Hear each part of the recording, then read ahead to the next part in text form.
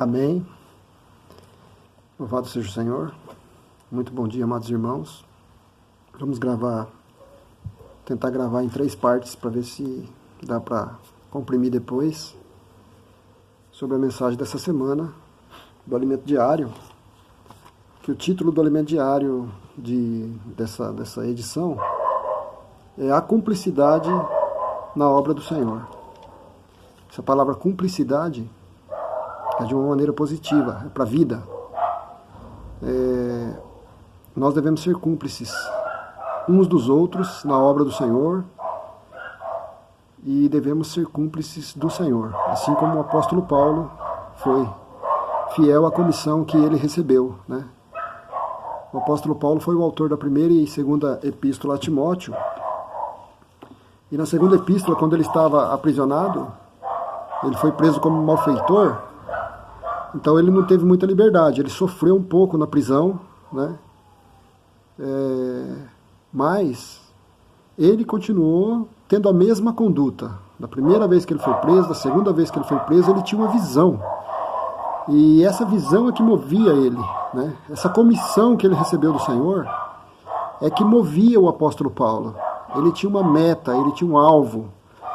E ele queria levar adiante, levar a cabo essa comissão que o Senhor tinha dado para ele. E ele, na segundo aprisionamento dele, ele pôde escrever a segunda carta a Timóteo.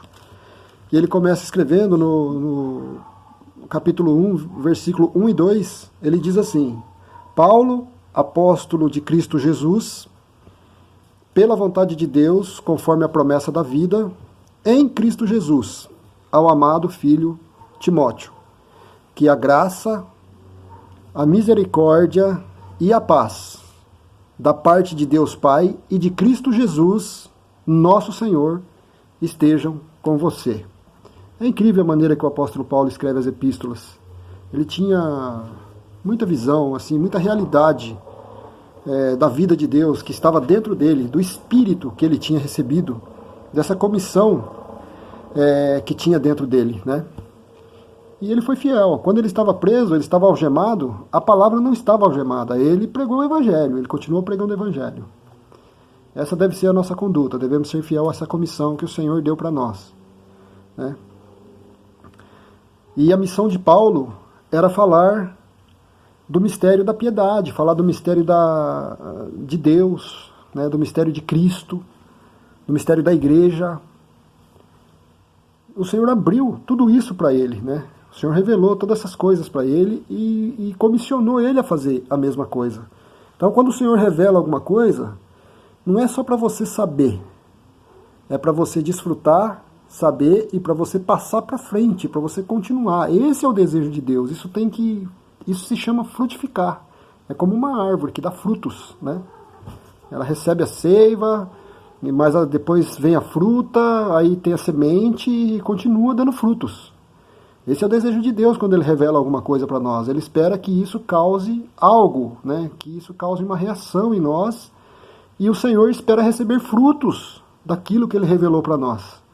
Essa é a linha da vida, né? É a linha orgânica, né, do que o Senhor tem ensinado para nós. E o apóstolo Paulo sabia disso. Ele escreveu isso. E o que o apóstolo mais queria era introduzir o Espírito nas pessoas, para que as pessoas recebessem o Espírito e recebessem essa revelação que o apóstolo recebeu. Nós não somos diferentes, não estamos assim tão longe de receber da mesma maneira que o apóstolo Paulo recebeu essa comissão. Muito pelo contrário, o Senhor tem falado abundantemente conosco, né? Aliás, hoje a gente tem muito mais acesso a essas verdades do que, por exemplo, o próprio Timóteo, né? Os cooperadores do apóstolo Paulo. Eles não tinham acesso que nós temos hoje, né? Ao alimento diário, à palavra, que realmente a gente tem bastante. Louvado seja o Senhor. E daí o apóstolo Paulo, ele escreveu no livro de Romanos, ele falou sobre o Espírito. Vou ler para os irmãos. Romanos 8, versículo 9 a 11. Diz assim: Vocês, porém, não estão na carne, mas no Espírito, se de fato o Espírito de Deus habita em vocês. E se alguém não tem o Espírito de Cristo, esse tal não é dele. Se, porém, Cristo está em vocês, o corpo, na verdade, está morto por causa do pecado. Mas o Espírito é vida, por causa da justiça. Se em vocês habita o Espírito daquele que ressuscitou Jesus dentre os mortos, esse mesmo que ressuscitou Cristo dentre os mortos vivificará também o corpo mortal de vocês, por meio do seu Espírito que habita em vocês. Olha só que coisa maravilhosa, olha que riqueza isso que o apóstolo falou. O apóstolo falou do Espírito de Cristo e falou do Espírito daquele que ressuscitou a Jesus Cristo, ou seja, o próprio Deus habita em nós. Imaginem, na época de Paulo, falar essas coisas, e ele sofria por isso. Ele gostaria muito de introduzir essa visão dentro dos irmãos, o Espírito de Cristo. E o próprio Senhor Jesus, ele falou em João, ele disse assim, vou ler para os irmãos, João 16, no versículo 13. Está escrito assim: porém, quando vier o Espírito da verdade, ele os guiará a toda a verdade. Ele não falará por si mesmo, mas dirá tudo o que ouvir e anunciará a vocês as coisas que estão para acontecer. Então, irmãos, eu vou falar um negócio. Eu posso até falar aqui com os irmãos, a gente pode ouvir, mas se você não tiver no Espírito, se você não receber essa palavra no seu Espírito, você não recebe essa revelação, isso não se torna realidade na sua vida. Por isso que nós precisamos invocar o nome do Senhor a todo momento, para Ele poder revelar essas coisas para nós. Então, as coisas que em breve vão acontecer é porque o Espírito revelou para mim. Eu creio nisso. Você crê? Você precisa crer. Precisa invocar o Senhor e crer nas coisas que o Espírito revelou para você. Amém? Agora vamos passar para a próxima parte. Então o vídeo vai dar umas puladinhas, porque eu vou gravar em etapas, mas os irmãos vão continuar desfrutando. Amém? Se nós lermos o Salmo 110, versículo 1, fala assim: disse o Senhor ao meu Senhor, sente-se à minha direita, até que eu ponha os seus inimigos por estrado dos seus pés. Então, é bem interessante, porque nós acabamos de ler os versículos de Romanos 8, de 9 a 11, que fala que o Espírito de Deus e o Espírito de Cristo habita em nós. O Espírito habita em nós, dentro de nós. E aqui nós lemos que o Senhor, que Deus Pai falou para Cristo, nosso Senhor, assentar à direita dele e aguardar, até que ele coloque os inimigos embaixo dos pés dele. Então é interessante. E também no livro de Timóteo 6, no capítulo 6, versículo 16, fala que o Senhor é o único que possui imortalidade e habita em luz inacessível. Interessante, né? A quem o homem algum jamais viu, nem é capaz de ver. A ele honra, poder eterno. Amém. Aí você pode perguntar assim, mas se aqui está falando que Deus está sentado, se o Senhor Jesus está sentado à direita de Deus, e ele habita em luz inacessível, que o homem jamais viu, né, nem tocou, como é que ele habita dentro de nós? Né? Aí, irmãos, a gente vai ler agora Deuteronômio, capítulo 8, versículo 7. Diz assim, olha que interessante. Porque o Senhor, o Deus de vocês, os faz entrar numa terra boa, terra de ribeiros de águas, de fontes, de mananciais profundos, que saem dos vales e das montanhas. Então veja, aqui falou de ribeiro, fonte, e manancial profundo são distintos. Fonte é o lugar onde a água jorra. O ribeiro é onde a água corre, né? O ribeiro, a água corre. E o manancial profundo é no mais profundo das montanhas, é no fundo da terra, lá embaixo. Não tem acesso. Nós não conseguimos ter acesso ao manancial. Então esse versículo aqui de Deuteronômio é muito profundo. Ele está aqui revelando a Trindade para nós, o Deus triuno. Muito rico. O manancial representa Deus, Pai.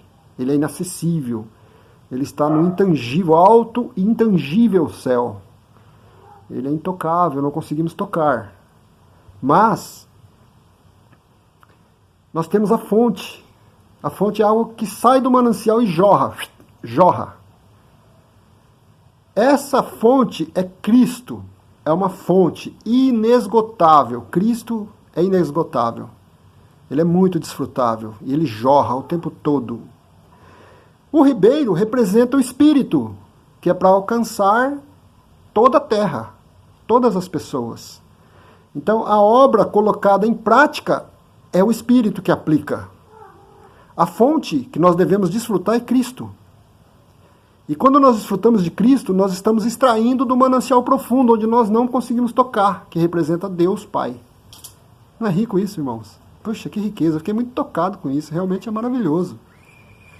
Quando eu quero tocar em Deus Pai, por meio do Espírito que habita em mim, que é o ribeiro, eu invoco o nome do Senhor, que é a fonte, e aí eu toco no Deus triuno. É muito rico isso.